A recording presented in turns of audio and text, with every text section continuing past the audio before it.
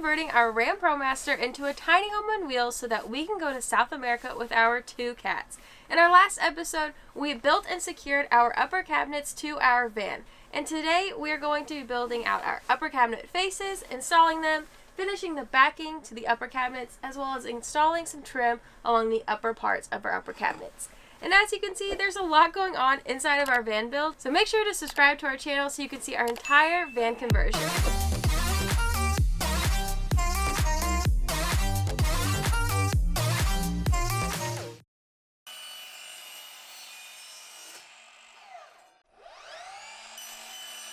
We have our final backing piece to put inside of our upper cabinets. We waited to put this piece on until we secured the furring strip that we have on the back of our cabinets to our wall.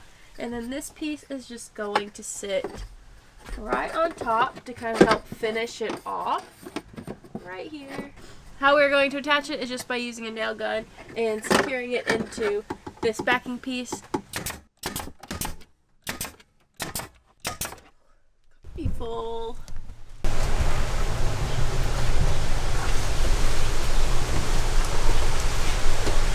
We have got our trim all painted up and ready to go. I went ahead and cut them to size. I cut all the edges to a 45-degree angle so that they'll butt up at the ends and it'll make them look real nice. So now we're just fitting it up top and we're ready to screw it into our furring strips in the ceiling.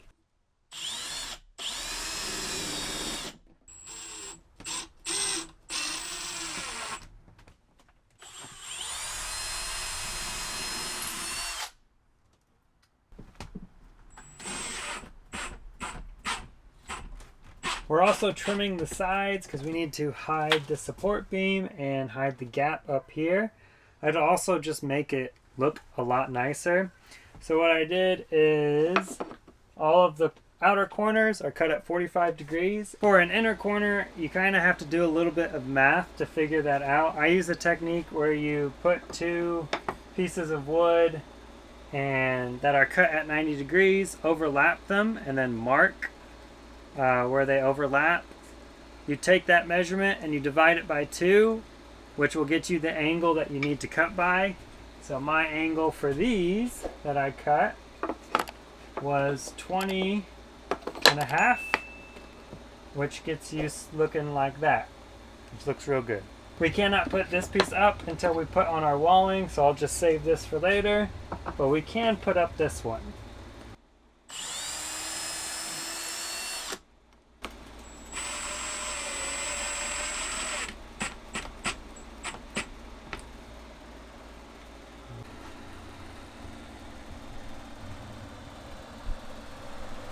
For the back cabinet, it does not have a furring strip on the back of the van for it to connect to because it's a couple of inches away from the very back where I put a small strip of wood. And even then, if it did reach that small strip of wood, we would have to deal with this weird curve that's in the corner, and the strip of wood really isn't that big enough to provide that good of support. So what we have done is actually quickly built this shelf right here, and if you want to see how we built the shelf, subscribe to our channel. But we built this shelf because this will help us bridge the gap to put something right in this corner between the shelf backing and the upper cabinet to provide something for me to screw into for extra security to get that support it needs on this far side. And don't forget that because we have these blocks right here that don't make it flat, we did etch them out in the back so it fits flush up against our furring strip.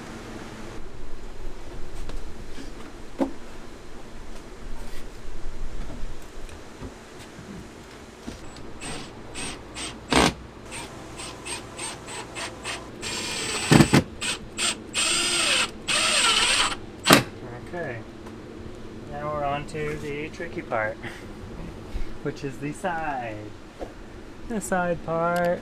I'm adding the small piece that will bridge the gap between our back of our shelf to our upper cabinet, and I'm actually gonna glue this onto the back of the shelf because I want to use it as a support piece for the end of our upper cabinet. I'm just using construction adhesive. We've already painted our shelf completely, so I know wood glue probably wouldn't be the best choice. So just some construction adhesive, and it's pretty much going to wedge right in between these two because I want a nice tight fitting. Just like that. That's perfect. And then to hold it in place, I'm going to nail gun it from behind. Okay.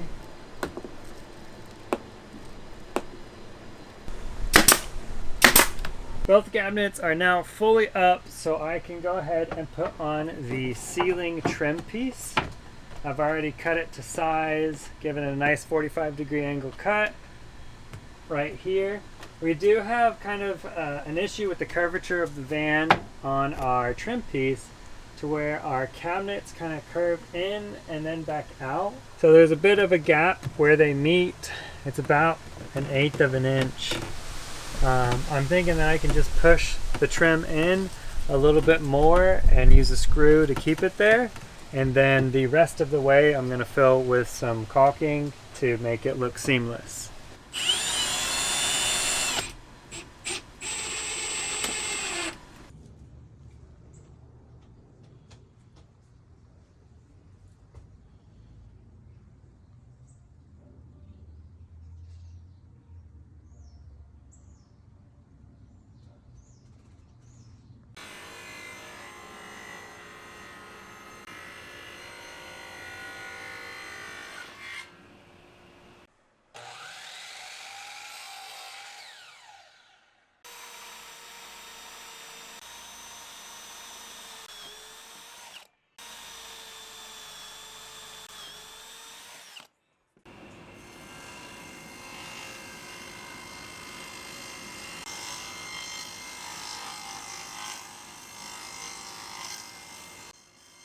We are back in the workshop to finish making the faces of our upper cabinets.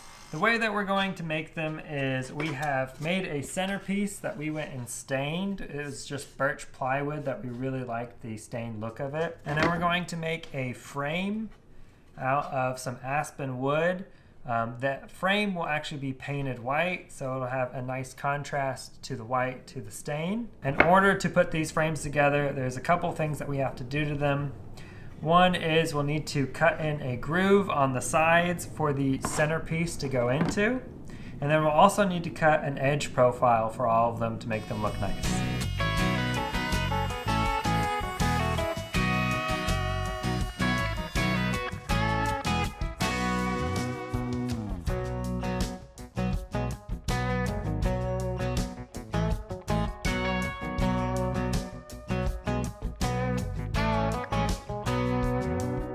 This is the edge profile that we went with. It's a really nice transition to the edge of it, and now that we've done all the insides, we're going to go ahead and do all of the outsides.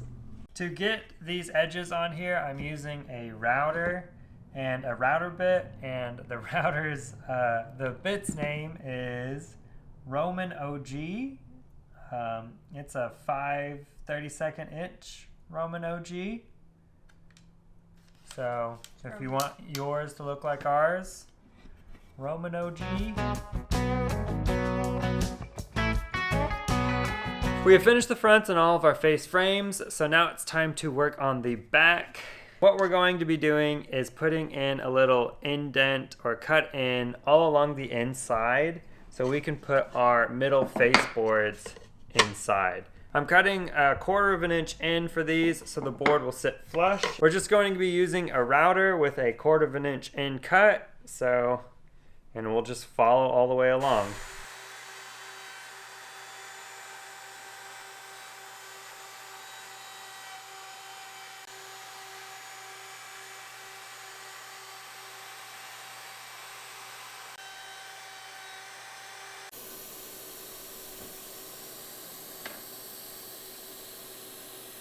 We've got the insides routed in, and now what I need to do is go through to each corner and actually square them out so our boards can fit into them. It's kind of an annoying process, but I've got a corner punch right here that I just set into the corner, and it's got a little bit that I can hit with a hammer, and what that does is it sends this corner punch into the wood. Once I get that corner punch in, then I can go with a nice sharp chisel and just cut that wood away.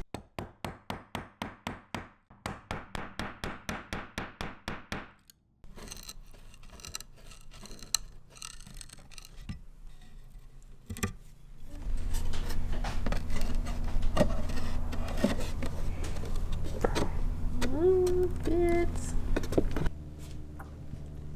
Wow. That's gonna look really nice.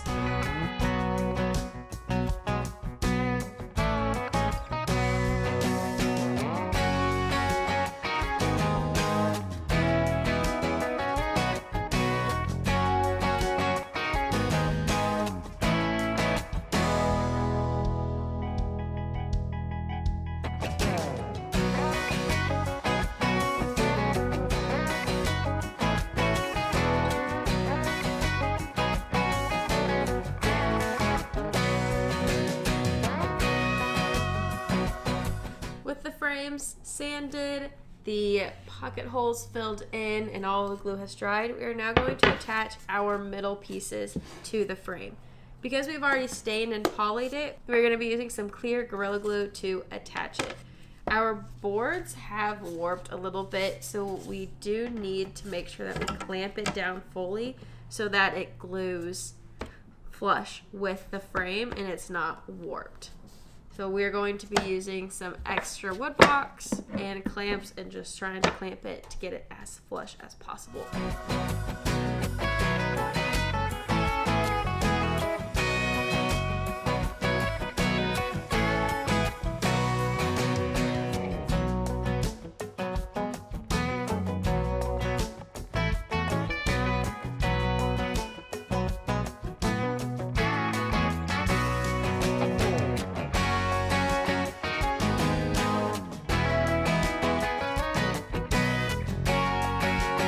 Our frames for upper cabinets are all dry and ready to be put up. There are a few minor fixes that we need to do, especially around these inner edges inside, but for right now they are good enough to be put up, so that is what we're going to do.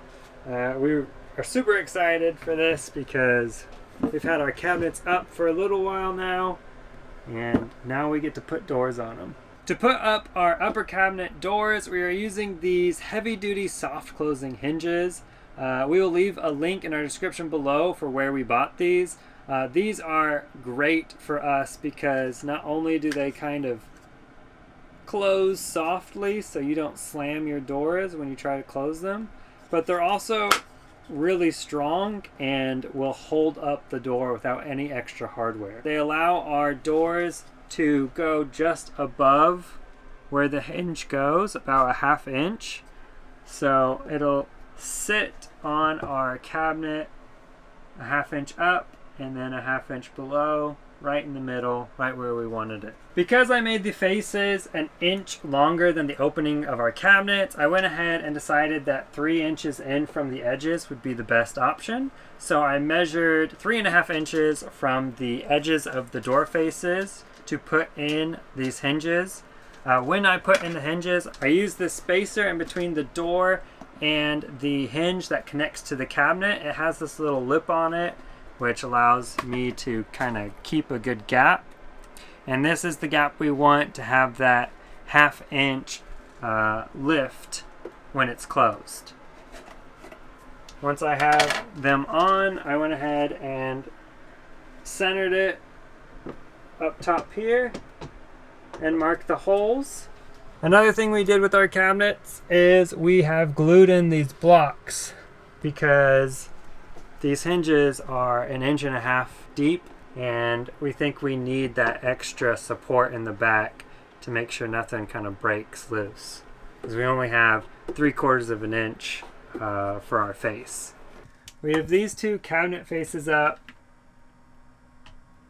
That's the soft close right there, and I can put it up and it just stays up there. Try slam it.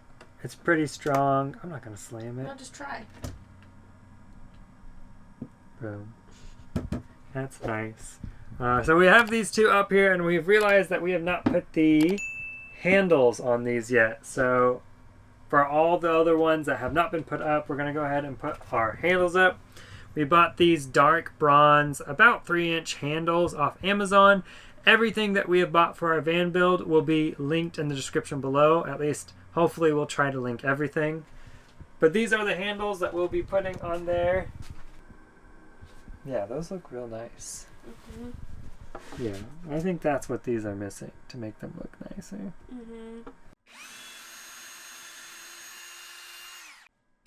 I made a little jig for us to use when putting these on. So I made all the measurements on here first, so I knew I wouldn't make up any mistakes. Now I can line this up on the board, and I've marked center. And this is the exact width of all of our framing pieces. So I just need to match it with the top and bottom, drill in, and it'll be in the same spot in all of them.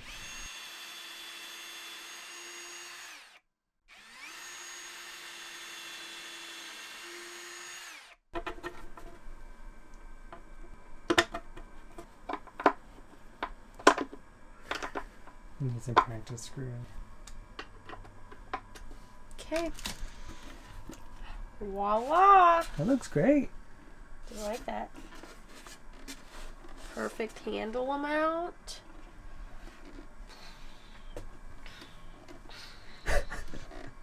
That works. Yay. Alrighty. Display it. Wow, it looks so good in the camera.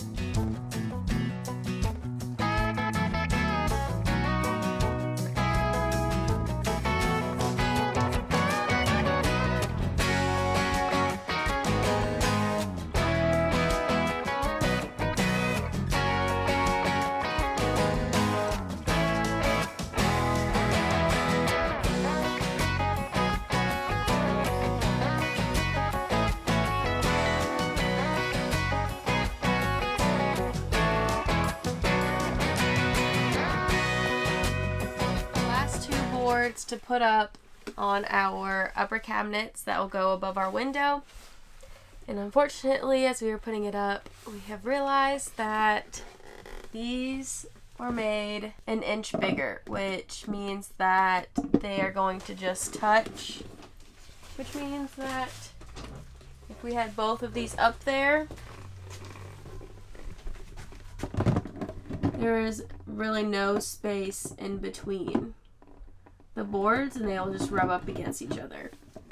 Instead of remaking these two faces, what Kelly suggested instead is to trim the edges of each side. So I took off 1/4 inch on each side, and then I had to redo the edge profile, and so I sanded it a little back too. So we'll definitely have to go back and repaint this, but now what we can do is offset it just a little bit. So it'll be 1/2 inch over on this side and then 1 inch over on this side. And it's actually really not that noticeable because we have all that extra space. And right here is where 2 cabinets meet. And the reason why I want to offset it that way is because on our sink side, our passenger side, all of these 2 cabinets are separated by 1/2 inch. So I just kind of want to keep it like a symmetrical look. So this is what we came up with, so we didn't have to redo all of this because this kind of took a while to put together. Good. There we go. And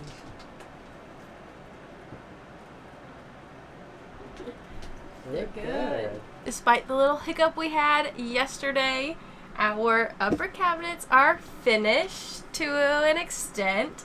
They are installed, but there are a couple finishing touches that we need to do that we'll do later on when we are closer to being ready to live in the van.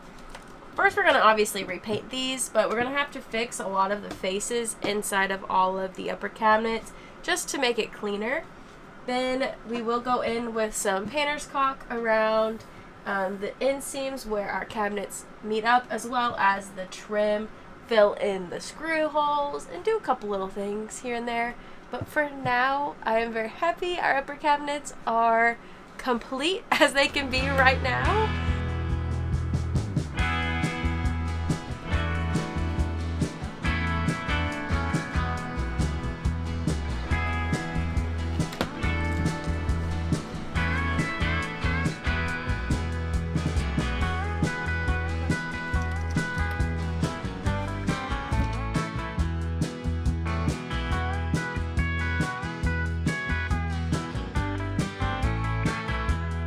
While our upper cabinets are not 100% done, like we still need to do some repainting on those two upper cabinet faces and then finish up the trim, but we can't really do that until our walls are up and just some little things like that. We are calling it a completed project right now because we have a lot more stuff to build.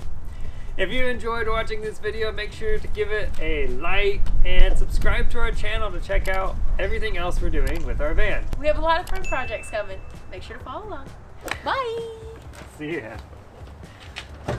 Double wrap bag. Yeah.